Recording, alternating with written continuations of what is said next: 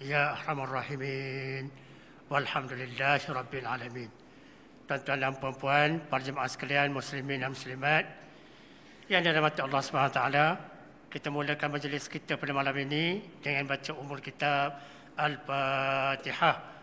Auzubillahi minasyaitanir rajim. Bismillahirrahmanirrahim. Alhamdulillahi Rabbil Alamin. Arrahmanirrahim. Iyyaka na'budu wa iyyaka nasta'in. Ihdinas siratal mustaqim. Siratal ladzina an'amta 'alaihim ghairil maghdubi 'alaihim. أعوذ بالله من الشيطان الرجيم. بسم الله الرحمن الرحيم. إن الله يأمركم أن تؤدوا الأمانات إلى أهلها وإذا حكمتم بين الناس أن تحكموا بالعدل إن الله نعم ما يعظكم به إن الله كان سميعا بصيرا. صدق الله العظيم. Sifat adil Rasulullah sallallahu alaihi wasallam. Itu tajuk kita pada malam ini, tuan-tuan. Kita rujuk pada buku ni, tuan-tuan dan puan, bab yang ke-6. Muka surat 135. Bab yang ke-6, muka surat 135, sifat adil Rasulullah sallallahu alaihi wasallam. Daripada malam ini, tuan-tuan dan puan, kita hanya berkongsi maklumat sebanyak 5 muka surat saja. Daripada muka surat 135 sampai 140. Itu dia. InsyaAllah. Sifat adil Rasulullah SAW. Oleh sebab tajuk ni panjang, saya terpaksa bahagikan kepada beberapa bahagian. Untuk malam ni, bahagian pertama. Tuan-tuan dan puan, para jemaah sekalian muslimin dan muslimat yang dirahmati Allah SWT, sebuah kitab yang bernama Tahzibul Akhlaq yang dikarang oleh Ibnu Maskawih, seorang ulama besar ni, Ibnu Maskawih, yang bertajuk Tahzibul Akhlaq. Buku ni terjemahkan ni ke dalam bahasa Melayu dengan tajuk Menuju Kesempurnaan Akhlak. Jadi apa kata Ibnu Maskawih ni sebagaimana disebut dalam buku ni? Ini gambar dia. Lama dah ulama atau orang ni, ini gambar dia. Mana saya dapat gambar ni? Ada ke kedai gambar? Tak ada, dalam internet ada. Jadi apa kata Ibnu Maskawih ni berkaitan dengan keadilan ataupun sifat adil? Dia kata sifat adil ini lahir daripada 3 sifat lain, iaitu al-hikmah atau bijaksana. Maknanya kalau seorang itu ada bijaksana, ada hikmah, insya-Allah akan lahir sifat adil. Ini bermakna bahawa kalau sekiranya dia tak adil, tak bijak lah tu. Lawan tak bijak, bodoh. Orang bijak dia yang sentiasa adil. Kemudian seterusnya, al-iffah. Orang yang memelihara diri daripada maksiat. InsyaAllah tuan-tuan dan puan, kalau sekiranya ada sifat al-iffah ni, orang tu juga insyaAllah akan bersifat adil. Sebab dia selalu jauh daripada maksiat. Kerana orang yang bermaksiat ni, orang yang tidak melakukan maksiat, dia takkan tak bersifat adil pada orang lain. Dan seterusnya, as-saja'ah, berani. Begitu juga orang yang sifat berani, dia takkan membuat tak adil pada orang lain. Dia takkan menzalimi orang lain. Yang menzalimi orang lain itu orang penakut. Itu kata Ibnu Maskawih ni. Sifat adil ni lahir daripada 3 sifat lain. Maknanya kalau sekiranya orang tu adil bijaksana, insya-Allah dia akan adil. Begitu juga kalau sekiranya dia tidak mengerjakan maksiat, al-iffah, adil dia. Dan begitu juga seterusnya kalau dia ada sifat as-saja'ah ataupun berani. Ini kata Ibnu Maskawih dalam kitab Tahzibul Akhlaq yang di mukadimahkan dalam buku ni dalam bab 6 muka surat 135. Cuba tuan-tuan semak kalau ada buku tu. Jadi melalui sifat inilah Sifat yang tiga tadi, al-hikmah, al-iffah dan as-saja'ah ni akan lahir sifat adil.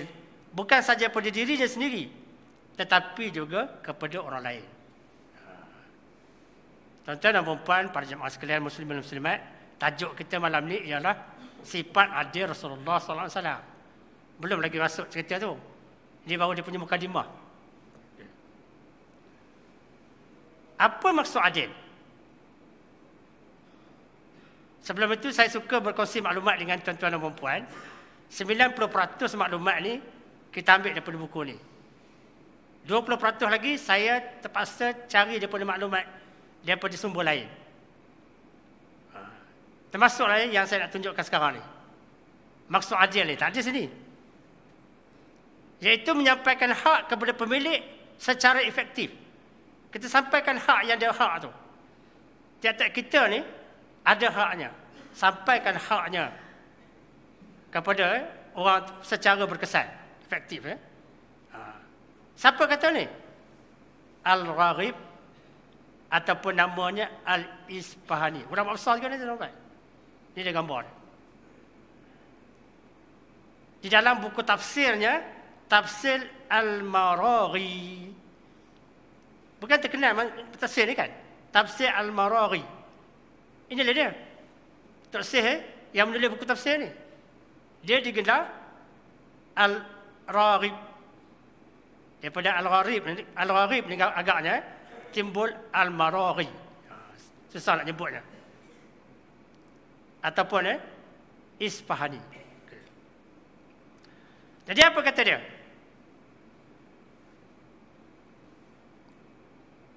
Jadi kata di Al-Gharib ni, dalam tafsir Al-Maraghi dia, adil ni maknanya memberi pembahagian yang sama.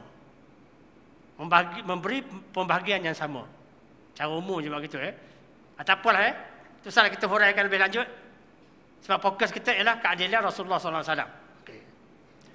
Tuan-tuan dan puan-puan para jemaah sekalian muslimin muslimat, perkataan adil yang ada dalam Quran. Apa maksud perkataan adil itu? Mengikut Al-Quran.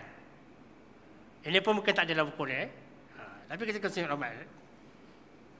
Tuan-tuan dan puan-puan, seorang pengkaji Quran. Dia buat riset mengenai Quran ni. Namanya Muhammad Fuad Abdul Baqi. Dalam kajian dia mengenai Quran ni, dia dapati ada 28 kali lafaz adil ni dalam Quran. 28 kali. Tetapi dalam bentuk macam-macam lah. Kadang-kadang ta'dilu, al-adlu, ya'dilu dan sebagainya. Ada 28 kali. Kata dia Muhammad Fuad Abdul Baqi ni dalam kajian dia. Dan seterusnya dia mendapati bahawa sebutan 28 kali ini dalam 28 ayat. Tuan-tuan puan ini semua Allah aturkan begitu. 28 kali, 28 ayat dan 11 surah. Tetapi dia tak bagi tahu surah-surah apa. Cara umum begitu. Maknanya menambahkan pengetahuan kita, maknanya banyak sungguh perkataan adil dalam Quran. Kita dapat pengajaran di situ ialah pentingnya sifat adil ni. Kita amalkan dalam kehidupan kita. Allah persebut banyak kali. Okay. Dan juga perkataan adil ini, mengikut kajian Muhammad Fuad Abdul Baqi ni, maksudnya adil juga. Tetapi dia menyebut dengan berbagai-bagai perkataan. Kadang-kadang dia sebut al-adlu. Ini dia bawah ni. Kadang-kadang disebut al-mizan. Kadang-kadang disebut al-qist. Kita akan tengok ayat-ayat nanti tuan-tuan, ayat Quran.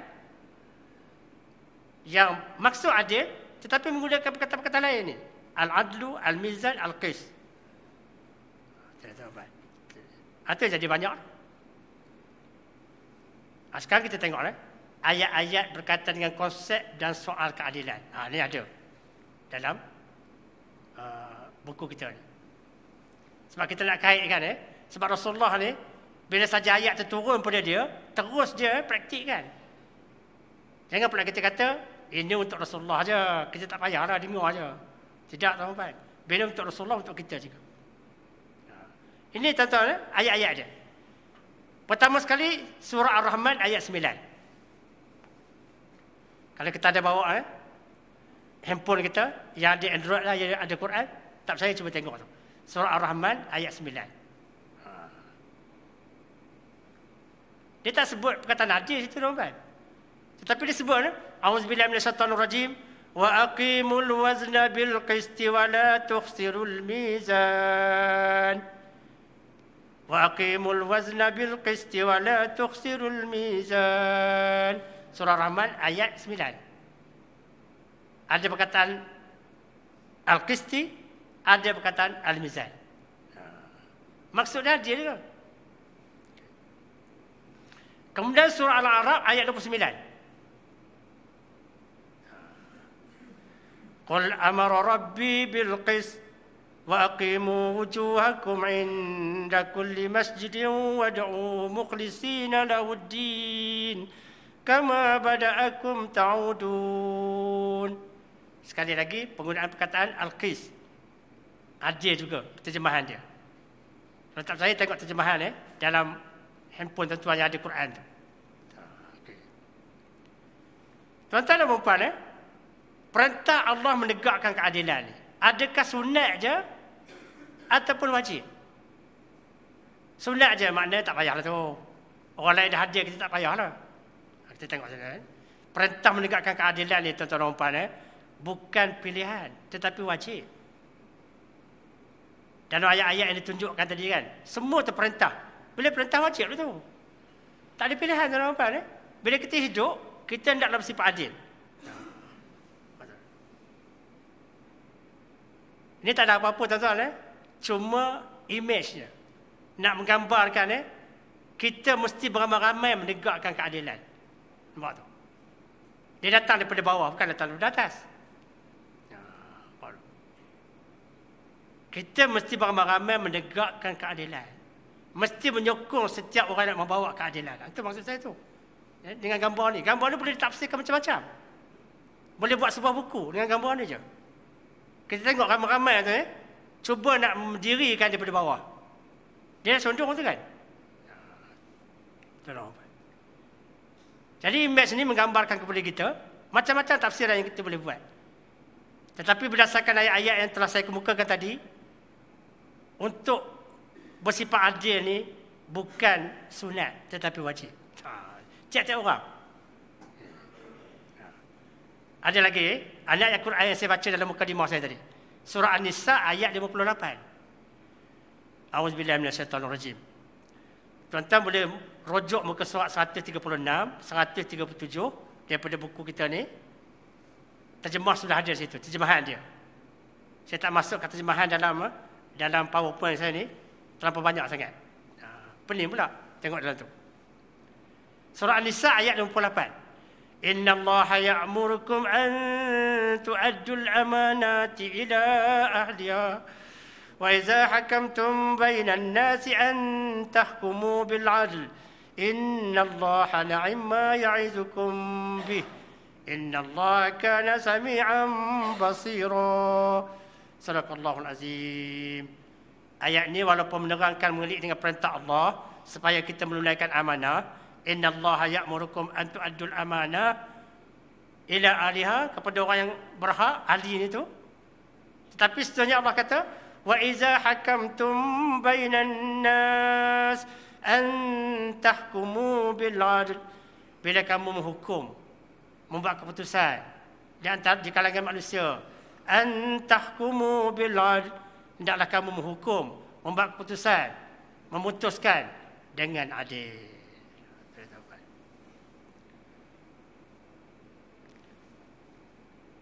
Inilah kita baca tadi Surah An-Nisa ayat 28. Kita tengok surah Ma'idah pula. Surah Al-Ma'idah ayat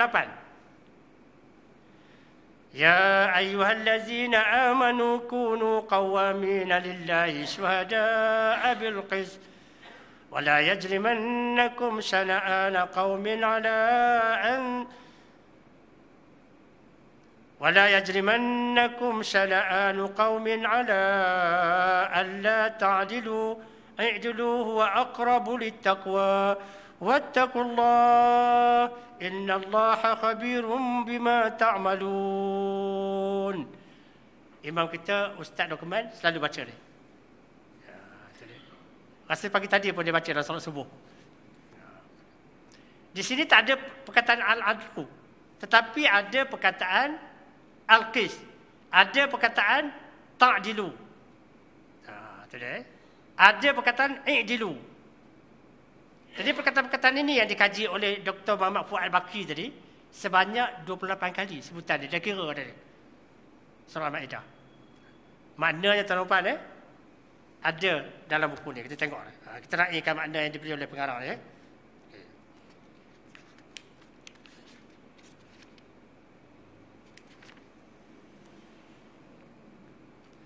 Muka surat 136.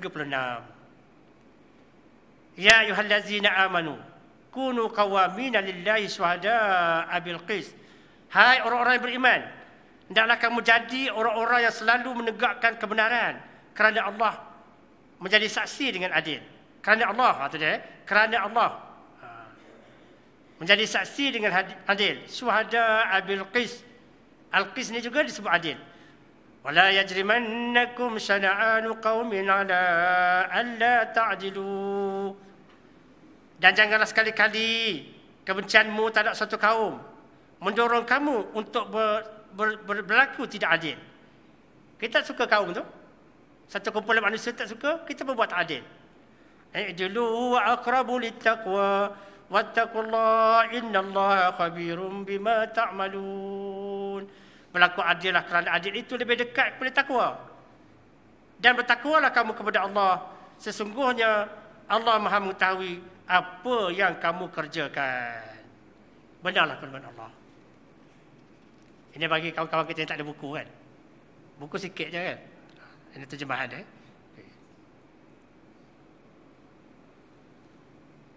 Ada lagi. Kita belum lagi masuk contoh bagaimana keadilan Rasulullah. Kita tengok perintah-perintah Allah menunjukkan sikap adil ni sebagai mukadimah pengarang ni dalam bab yang ke-5 bab yang ke-6, bab yang ke-6. Sama'una lil kadhibi akaluna lisuh fa in ja'uka fahkum bainahum aw a'rid anhum wa in tu'rid anhum falan yadurruka syai'a wa in hakamta fahkum bainahum bil qis innallaha yuhibbul muqsitin. Di sini tuan-tuan surah Maidah ayat surah Al-Maidah ayat 42 ni, ayat 42 ni bukan daripada atas tu. Bukan daripada sama'una lil kazibi akalun. Tak ada di sini kan. Dia terus terjemah. Dan jika kamu memutuskan perkara mereka, itu sebab saya gariskan tu. Yang saya punya ni warna merah. Itu entah warna apa Allah lah. Jadi hitam tak kisah, tapi maknanya yang bergaris itulah yang maksud dalam ayat ni. Muka surat 136 di bawah tu. Wa in hakamta fahkum bainahum bil qis innallaha yuhibbul muqsitin. Dan jika kamu memutuskan perkara mereka, maka putuskanlah perkara itu di antara mereka dengan adil. Sesungguhnya Allah menyukai orang-orang yang adil. Innallaha yuhibbul muqsitin. Kemudian datang lagi ayat berikutnya. Panjang ayat tu tuan-tuan. Tetapi yang kita nak bincang di sini supaya sesuai dengan apa yang ada dalam buku ni ialah ayat yang saya gariskan ni. وأنزلنا إليك الكتاب بالحق مصدقا لما بين يديه من الكتاب ومهيمنا عليه فاحكم بينهم بما أنزل الله صدق الله العظيم. Itu seterusnya maknanya tuan-tuan. Dan kami telah turunkan kepadamu Al-Quran. Bila kepadamu maksudnya Muhammad ni wa anzalna ilaikal kitab. Al-kitab ni makna Quran. Dan kami telah turunkan kepadamu Quran dengan membawa kebenaran apa yang sebelumnya iaitu kitab-kitab yang diturunkan sebelumnya dan batu ujian terhadap kitab-kitab yang lain itu. Maka putuskanlah perkara mereka menurut apa yang mereka turunkan. Menurut apa yang mereka turunkan. Janganlah kamu menurut hawa nafsu dengan meninggalkan kebenaran yang telah datang kepadamu. Jadi pengarang ambil dua ayat ni untuk mengukuhkan hujah dia berkaitan dengan perintah Allah supaya kita sentiasa menegakkan keadilan. Itu dia. Wala tattabi' ahwa'ahum amma ja'aka minal haqq. Dan seterusnya ayat yang berikut tu, itu tak berkaitan dengan maksud yang saya nak bawa dengan tuan-tuan dan puan. Ini ada dalam surah Al-Ma'idah ayat 42. Kemudian seterusnya ayat 48. Jadi dalam surah Al-Ma'idah tuan-tuan dan puan, kita dah jumpa tadi beberapa kali mengenai dengan keadilan yang dinyatakan oleh Allah SWT. Sekarang barulah kita masuk kepada tajuk adilnya baginda Rasulullah sallallahu alaihi wasallam.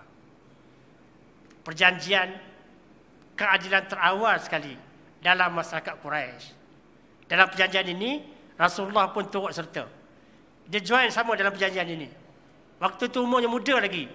Dia belum lagi dilantik menjadi rasul.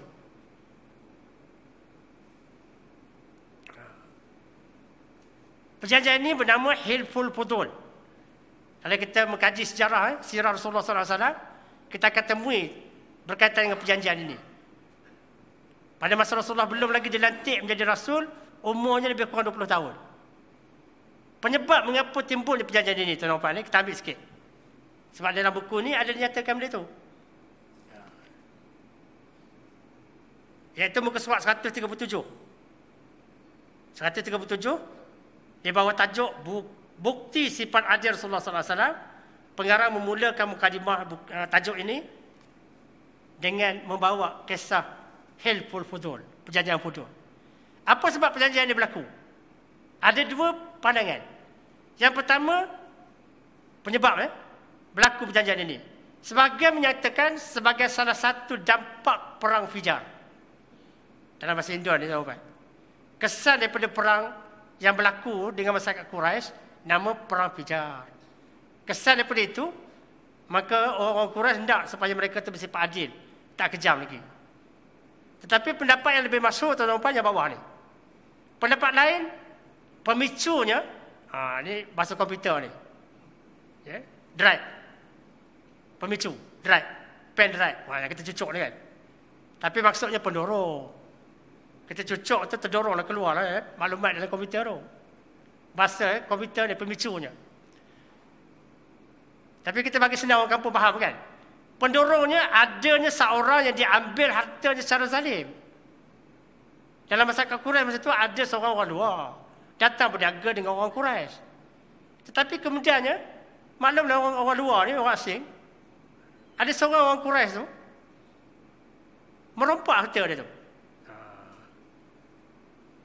Orang tersebut naik ke bukit. Diceritakan naik ke Bukit Safa tu. Dah rendah Bukit Safa sekarang ni kalau kita tengok kan. Tempat kita sa'i tu. Safa Marwah.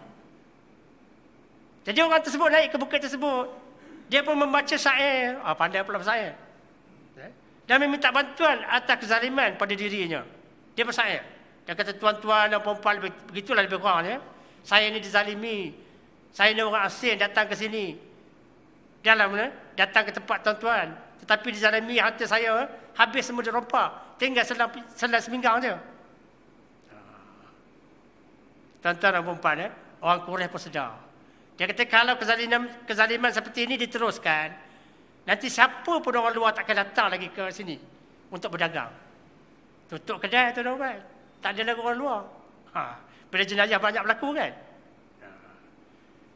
Jadi sebab itu timbullah perjanjian ini, Hilful Fudul ni. Hilful Fudul sendiri adalah perjanjian yang dilakukan dengan beberapa kabilah, iaitu kabilah Bani Hashim. Ini semua kabilah yang terkenal di dalam masyarakat Quraisy. Kabilah Bani Hashim, Bani Al-Muttalib, Asad bin Abdul Uzza, Zuhra bin Kilab, Taim bin Murrah. Ini semua kabilah-kabilah ni. Satu kaum kabilah ni, maknanya dia punya pengikut beratus-ratus orang. dan berlaku di rumah Abdullah bin Ju'dan At-Taimi. Orang terkenal juga lah, orang kaya ni, Abdullah bin Ju'dan. Jadi mereka mengukuhkan kesepakatan berdiri di samping tiap orang yang bertenaya di Mekah serta membelanya. Jadi dipendekkan cerita tuan-tuan dan puan dalam perjanjian ini, mereka berpakat. Dia kata kita tak boleh menzalimi lagi siapa pun. Lebih-lebih lagi orang luar datang. Ini ekonomi lah punya hal ni. Sebab kalau dah semua orang kena zalim nanti, takkan orang datang lagi ke Mekah untuk berdagang. Rasulullah hadir pada waktu itu. Umur baginda lebih kurang 20 tahun. Jadi berkaitan dengan perjanjian ini, keluarlah hadis daripada baginda Rasulullah SAW. Maknanya background dia bersifat adil, dah dapat pendedahan waktu perjanjian Hilful Fudur tadi. Apa kata dia? Aku telah menyaksikan perikatan di rumah Abdullah bin Ja'dan. Perikatan yang maksud ke sini perjanjian tu. Mereka berpakat supaya tidak menzalimi orang lain. Aku tidak suka perikatan itu dibatalkan. Walau sebagai gantinya aku diberikan unta terbaik. Andai kata dari Islam aku diundang untuk membentuk perikatan yang sedemikian itu, tentu aku akan menyukainya. Ini kata-kata baginda Rasulullah. Dia kata aku cukup suka perjanjian macam itu. Tak suka zalim orang lain. Dan bila dalam Islam nanti ada orang yang membuat perjanjian macam itu, memang aku akan join. Lebih kurang macam itulah tuan-tuan dan puan. Ini latar belakang baginda sebelum dilantik jadi rasul lagi, dah ada sifat-sifat untuk tidak bersikap zalim pada orang lain. Tidak adil tu. Ini baru kita masuk dalam muka-muka surat seterusnya, 138, 139 sampai 140. Penamat kuliah saya pada malam ni, insya-Allah akan masuk isi sebenarnya kuliah saya pada malam ni. Tuan-tuan dan puan, seterusnya keadilan Rasulullah dalam memberi peringatan. Maknanya dia memberi peringatan tu bukan pada orang tertentu je, semua orang.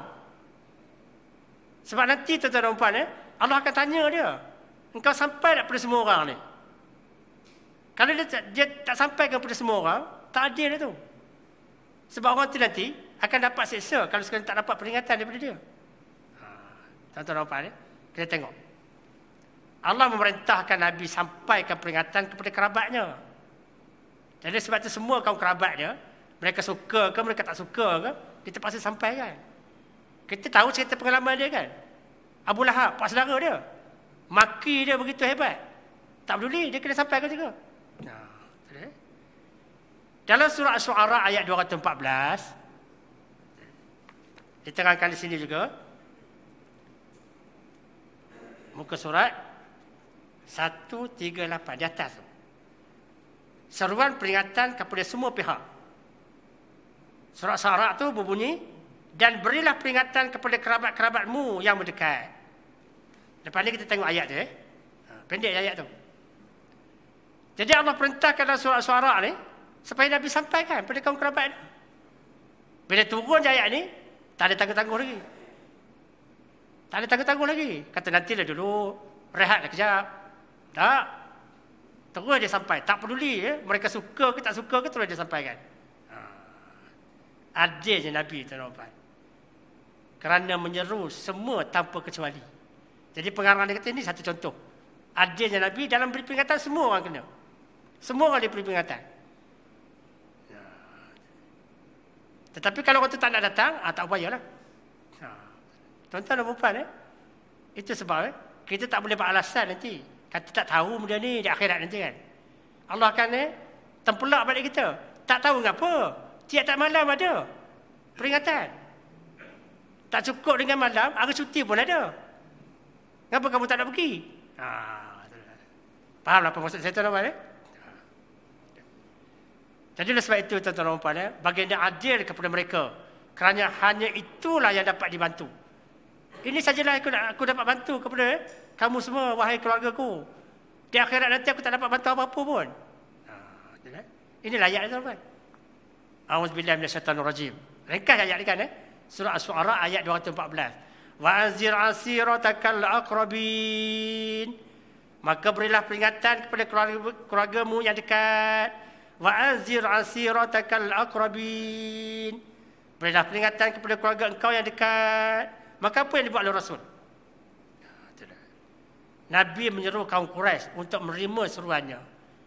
Ini puak dia. Kaum Quraisy satu kaum yang besar, tuan-tuan. Keturunan Nabi Ismail AS. Keturunan Nabi Ibrahim AS. Itu sebab dipanggil semua kaum Quraisy. Kaum Quraisy yang duduk di Mekah pada masa itu. Jadi maknanya tak timbul lagi di akhirat nanti kalau kaum Quraisy ni mendakwa mereka tak terima seruan Nabi. Nabi dah bersikap adil lah. Wa anzir asiratakal aqrabin. Berilah peringatan kepada keluargamu yang terdekat. Kaum Quraisy ni keluarga dia. Sebab dia panggilnya. Tetapi apa yang berlaku dalam sejarah kan? Ada yang terima, ada yang tak terima. Itu tak kisah tu. Tapi Nabi boleh berlepas diri nanti. Aku dah beritahu. Itu dia. Dia menyeru Bani Abdul Manaf. Orang Quraisy ke ni? Keluarga terdekat dia. Bapa saudaranya Abbas, uncle dia. Abang kepada ayah dia Abdullah, Abbas. Ibu saudaranya Safiyah. Begitu juga adik ataupun kakak ayah dia, Safiyah. Dan anaknya sendiri Fatimah menerima agama Islam. Dan alhamdulillah berkat seruannya, berkat seruan daripada Rasulullah sallallahu alaihi wasallam, semua orang yang dinamakan ni, Safiyah, Fatimah dan sebagainya, masuk Islam. Abbas pun walaupun lambat tapi akhirnya Islam. Dan di kalangan keluarga di dalam Bani Abdul Manaf pun juga banyak masuk Islam. Tetapi Allah dah takdirkan uncle dia Abu Talib tak masuk Islam. Tapi dah sampaikan. Ini dia kata ni. Katanya jika mereka tidak memeluk Islam, tak terima seruan aku ni, dia tidak dapat membantu mereka daripada siksaan Allah di akhirat kelak. Jadi mana nasib tu? Abu Jahal, orang Quraisy, Abu Lahab, uncle dia, tak dapat dia nak tolong. Dia hanya dapat menolong asiratakal aqrabin, itu saja. Jadi oleh sebab itu, kata pengarang ni, ini satu contoh adilnya Rasulullah dalam memberi peringatan, tak pilih semua keluarga dia diberi peringatan. Sebab dapat perintah Allah dalam surah As-Su'ara ayat 214. Jadi kalau orang tanya apa contoh adilnya Rasulullah, dia kata dia beri peringatan kepada semua orang, kepada keluarga dia semua, tak kecuali. Ada yang respon baik, ada yang respon tak baik dan sebagainya. Maki-maki dia pun ada. Tapi tanggungjawab dia lepas lah. Kemudian berikut tuan-tuan, tengok seterusnya muka surat 138. 88. Mengagihkan harta rampasan pula. Mengagihkan harta rampasan. Bila berlaku peperangan zaman dulu, sebagaimana kita sedia maklum, orang yang perang zaman dulu bawa harta benda. Saya cuba tanya beberapa ustaz yang lain kan, yang buat kajian mengenai dengan perkara ni. Mengapa orang zaman dulu bila nak berperang terpaksa bawa harta rampasan? Rupa-rupanya kata mereka, inilah menaikkan semangat. Sebab bila ada harta dibawa, mereka secara tak langsung naik semangat. Dia kata kalau kita kalah nanti, habis harta ni orang ambil. Baik kita berperang sungguh-sungguh. Jadi itu rupanya alat motivasi dia, bawa harta benda. Satu pandangan. Yalah kadang-kadang kita pelik kan. Nak berperang-perang lah, mengapa dia bawa segala harta benda? Segala emas.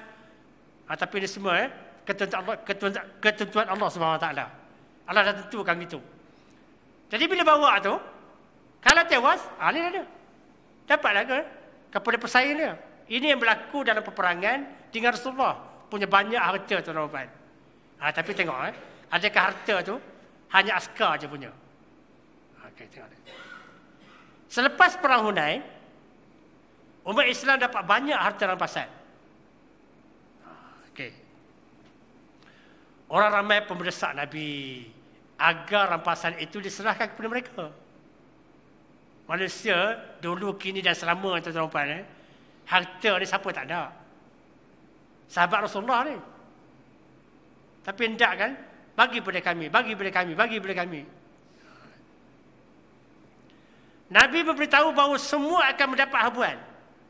Dan baginda bersifat adil dalam agihan tersebut. Ini bermakna tuan-tuan, bukan orang yang perang tu je. Yang lain tu, semua dapat. Harta rampasan. Tahu keadilan Rasulullah. Kalau dia tak adil, dia akan bercakap sebenarnya, kamu ni apa sibuk je? Duduk je. Ni askar-askar yang penting ni. Tapi tidak, tuan-tuan. Dan kita semua akan dapat. Semua orang Islam akan dapat. Ikutlah sikit dan banyak. Dan Rasulullah beritahu pula, habuan miliknya 1/5 pun. Hal ini dah tetap ditentukan oleh Allah SWT. Nabi dapat 1/5. Yang ini pun akan aku agihkan kepada orang ramai. Nampak tuan-tuan? Sampai tak ada untuk dia. 1/5 yang Allah tetapkan untuk dia pun, dia bagi je kepada orang ramai. Apa nak lagi?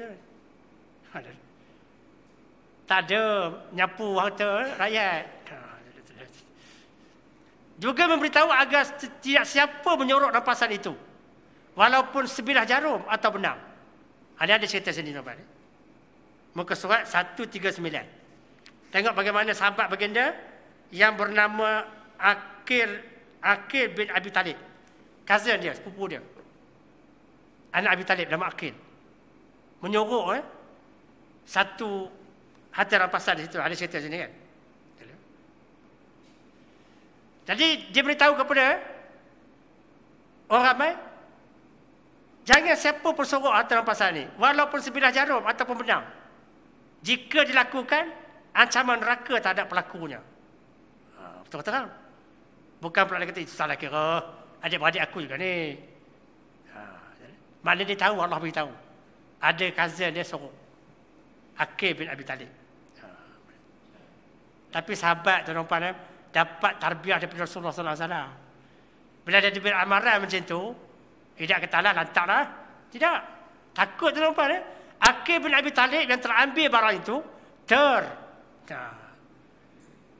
terambil, ingatkan benda itu boleh. Yang terambil barang itu apabila mendengar amaran Rasulullah, masuk neraka, terus ambil semula daripada isterinya untuk dipulangkan. Mula-mula dia bagi daripada isteri dia. Tapi bila Rasulullah kata siapa yang sorok harta rampasan ni akan masuk neraka.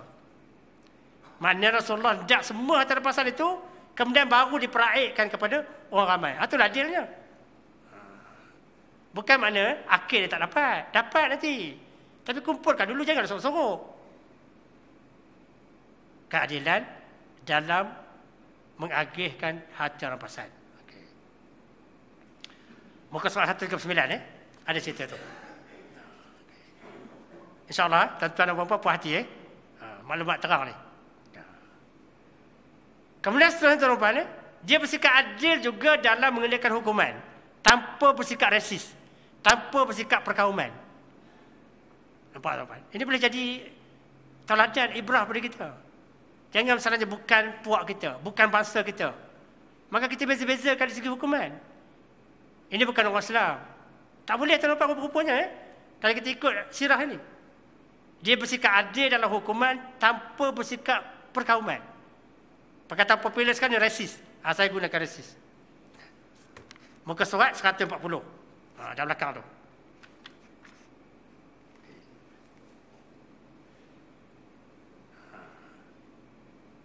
Nak jadi cerita tuan-tuan, seorang sahabat baik Nabi bangsa Yahudi. Baik ni sahabat ni. Selalu membantu Nabi. Namanya Abdullah ibn Sahal Ansari. Bila di belakang sebut Ansari itu, maknanya bukan Ustaz Ansari. Maknanya yang membantu Rasulullah. Jadi Abdullah bin Sahal ni ditemui mati dibunuh. Yang bunuh orang Arab. Bunuh orang Yahudi. Orang yang membunuhnya dikenakan diat 100 ekor unta. Siasat punya siasat akhir dapat. Rupanya orang Arab. Bunuh orang Yahudi. Nama Abdullah bin Sahal. Akhirnya diputuskan, kena bayar ganti rugi 100 ekor unta. Banyak tuan-tuan. Jumlah ini sama seperti yang dikenakan kepada orang Arab lain. Mana kalau orang Arab misalnya bunuh sama-sama orang Arab, Denda macam itu juga. Tengok keadilan ni Rasulullah. Dia tak ada masalah. Ini bahasa Yahudi. Separuh dah lah. 50 ekor cukup dulu. Hanya orang Arab je 100. Tak, sama je. Itulah keadilan ni Islam. Kalau orang bukan Islam faham, mereka nampak tu tapi tak faham, tuan-tuan. Sebab mereka dapat maklumat Islam daripada orang yang tak tahu Islam. Itu susah tu.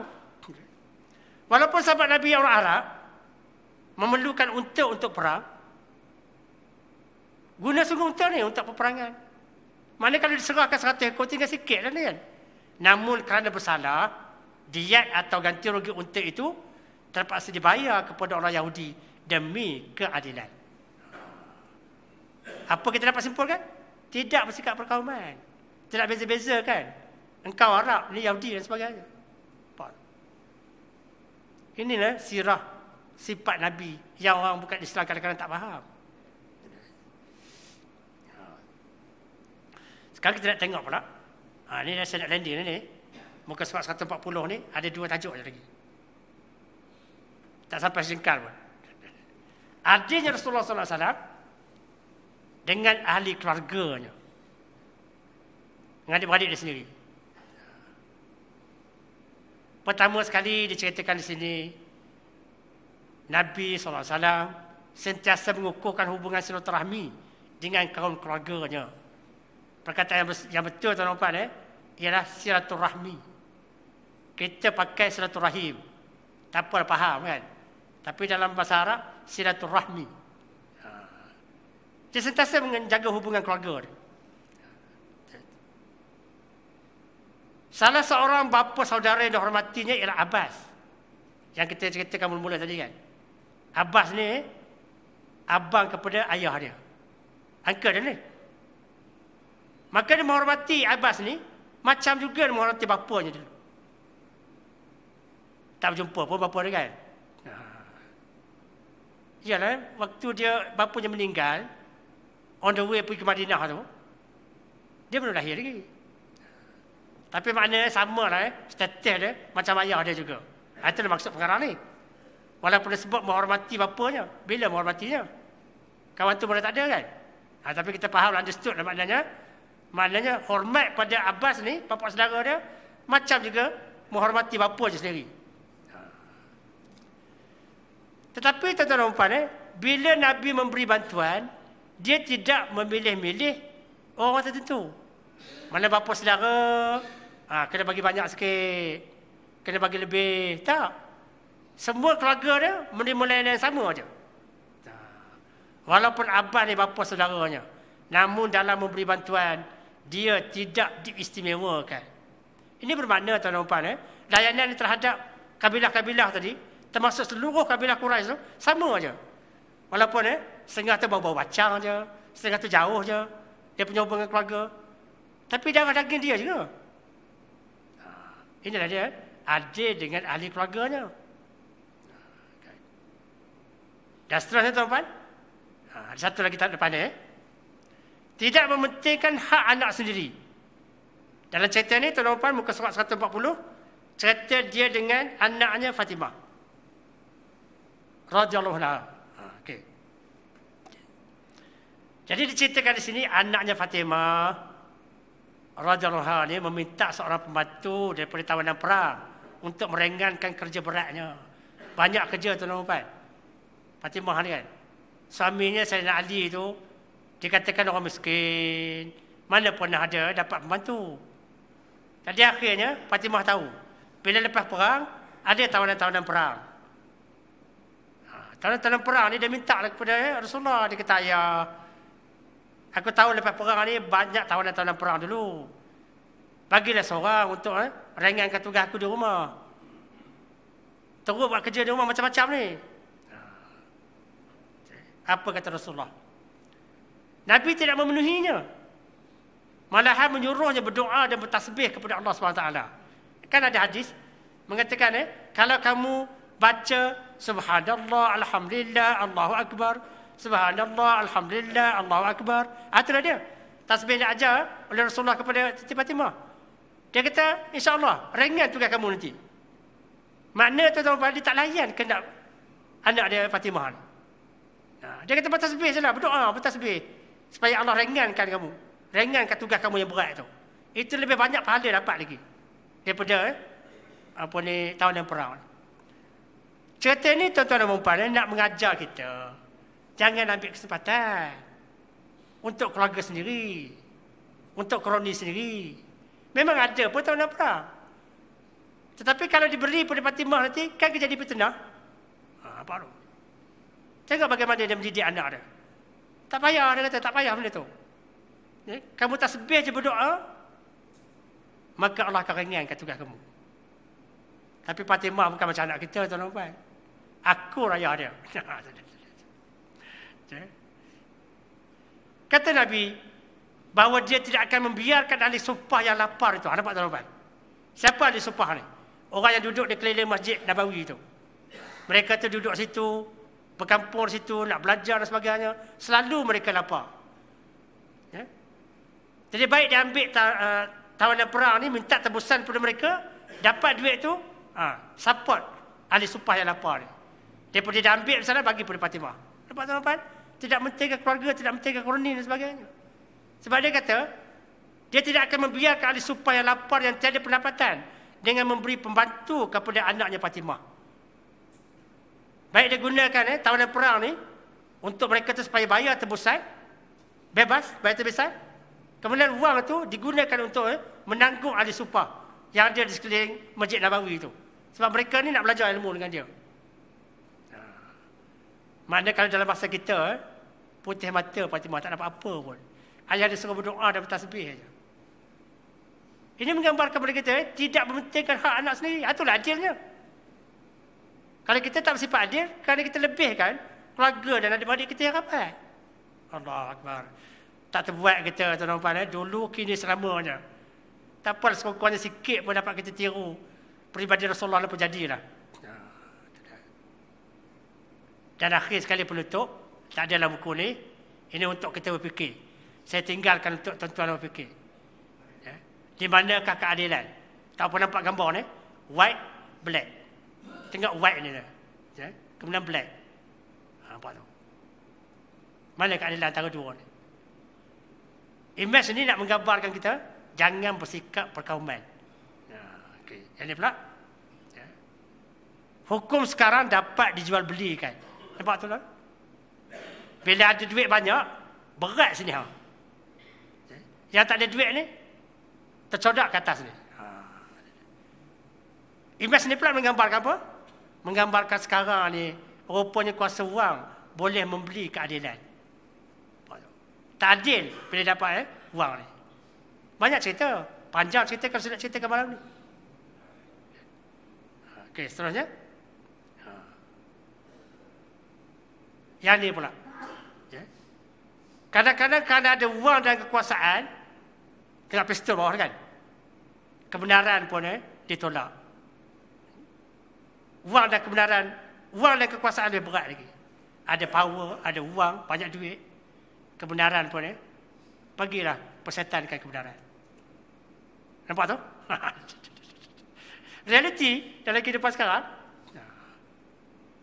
Maka kata Ibnu Taimiyah, ulama besar dalam kitabnya Siasah Syariah, yang menegaskan kalau orang yang adil, meski non-Muslim, jadi pemimpin, dia non-Muslim tapi adil, orang Islam pasti akan pula mendapat keadilan. Sebaliknya, jika ada pemimpin beragama Islam yang zalim, orang Islam sekalipun akan dizalimi. Fikirlah tuan-tuan. Maknanya Islam tidak menunjukkan perkauman. Dia kata kalau ada pemimpin walaupun bukan Islam, tapi adil dia, Islam, orang Islam akan dapat rahmat dengan keadilan tu. Tapi di sini, ini Ibn Taimiyah cakap. Saya ada kongsi dengan tuan-tuan puan dalam kitabnya Siasah Syariah. Besar kitab bahasa Arab ni. Tetapi dia kata jika ada pemimpin beragama Islam yang zalim, orang Islam sekalipun akan dizalimi. Dah berlaku lah sekarang. Payah nak cerita dah. Fikirlah sendiri. Aisyah radhiyallahu anha berkata, Rasulullah bersabda, "Ya Allah, siapa sedikit saja menguasai urusan umatku, kemudian ia mempersulit mereka, maka sulitkanlah ia. Dan siapa yang sedikit saja mengurusi umatku, kemudian ia mengasihi mereka, maka kesahanilah ia. Hadirat Muslim. Tuan-tuan dan puan, Rasulullah berdoa, kata Aisyah, dia dengar doa Rasulullah. Dia kata, wahai Allah, kalau ada siapa saja yang menguruskan umatku ni, yang memimpin umatku, ada orang bawah dia, kemudian dia mempersulitkan mereka, dia menyusahkan orang je, maka sulitkanlah ia. Bagilah problem pada dia. Dan siapa yang sedikit saja mengurusi umatku, sikit je dia menguruskan umat Islam ni, kemudian ia mengasihinya mereka, bertimbang rasa, adil, macam-macam kan, maka kata Rasulullah, dia berdoa kepada Allah, kesahanilah ia. Ini hadis tuan-tuan. Nampak tuan-tuan? Kalau orang yang tahu kan, dia kata Rasulullah pernah berdoa, siapa yang tak adil, zalim, maka Allah akan sulitkan dia. Sebab doa Rasulullah mustajab. Tetapi siapa yang adil, sikit je keadilan dia buat kan, maka Allah akan rahmat dia. Kesahanilah ia. Hadis riwayat Muslim. Tepuk dada tanya iman. Bila kita memimpin rakyat. Itu dia. Sikit lagi tuan-tuan, tokoh tersohor yang menegakkan keadilan. Ini pun tak ada dalam buku ni. Saya hanya nak tambah maklumatkan biar kita faham lagi. Maknanya semua pesanan Rasulullah, pesanan Allah dalam Quran ni, ada orang ikut dalam pemerintahan dia. Umar bin Khattab, Umar bin Abdul Aziz. Pemerintahan Umar bin Abdul Aziz, beliau bebas bergaul dengan rakyat jelata tanpa sekatan. Tidak seperti khalifah dahulu yang mempunyai pengawal peribadi dan askar-askar yang mengawal istana, yang menyebabkan rakyat suka berjumpa mereka. Beliau terkenal dengan keadilannya, telah menjadikan keadilan sebagai keutamaan pemerintahannya. Beliau mahu semua rakyat dilayan sama adil, tidak mengira keturunan dan pangkat. Ini orang tersohor. Kita tidak macam ni kalau dapat orang yang memimpin kita. Kemudian seterusnya dalam pemerintahan Umar bin Aziz, keadilan yang beliau perjuangkan adalah menyamai keadilan di zaman datuknya, Khalifah Umar Al-Khattab, yang sememangnya dinanti-nantikan oleh rakyat, yang selalu ditindas oleh pembesar yang angkuh dan zalim sebelumnya.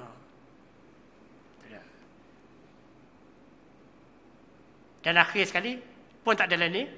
Ini bagi kawan-kawan kita yang berpoligami. Minta maaf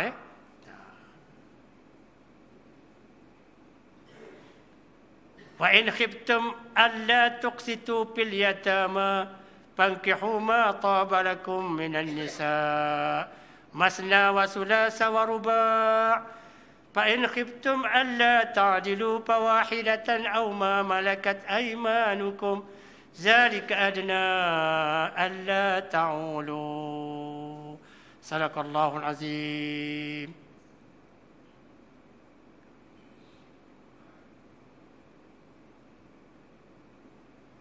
Poligami tuan-tuan, mengikut hukum Islam.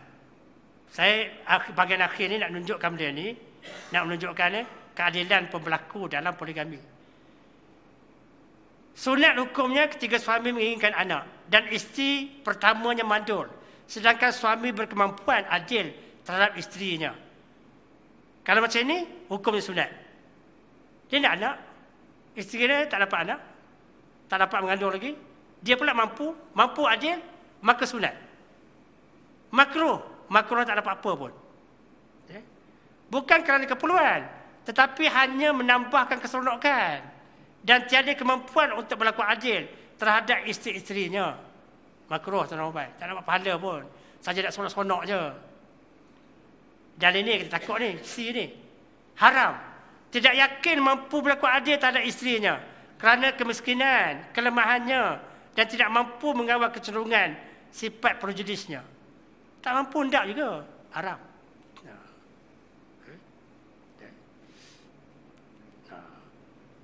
Ini gambar hiasan, tak ada apa-apa. Dalam surah Abang Metro, saya ambil Pakcik Saleh Yaakob kata. Tengok lagi ayat ni. Masna otak Zaharuddin pakai ekonomi Islam. Fankihu ma taba lakum minan nisa'i masna. Dia dah buat ni. wa sulas. 3 orang. Pakcik Salih Yaakob. Wa ruba. Wallahu a'lam, kamu siapa wallahu a'lam. Tetapi Allah pesan, fa in khiftum alla ta'dilu fawahidatan aw ma malakat aymanukum zalika adna alla ta'udu. Ini kita. Ayat akhir ni kita. Tak mampu, cukuplah satu. Yang saya garis ni, orang tak kisah. Fa in khiftum alla ta'dilu fawahidah. Dia tak tengok pun. Jadi tengoknya pankihu ma tabalakum minan nisa masna wa sulasa wa ruba. Sadaqallahul azim. Tutup Quran tu. Tutup Quran. Gelap Pakcik Azmi.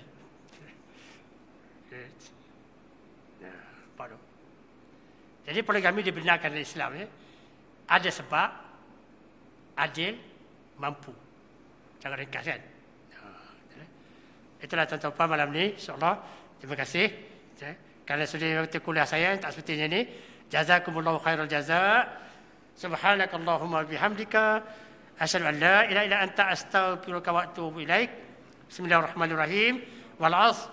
Innal insana lafi khusr illa allazina amanu wa 'amilus solihat wa tawasaw bil haqqi wa tawasaw bis sabr.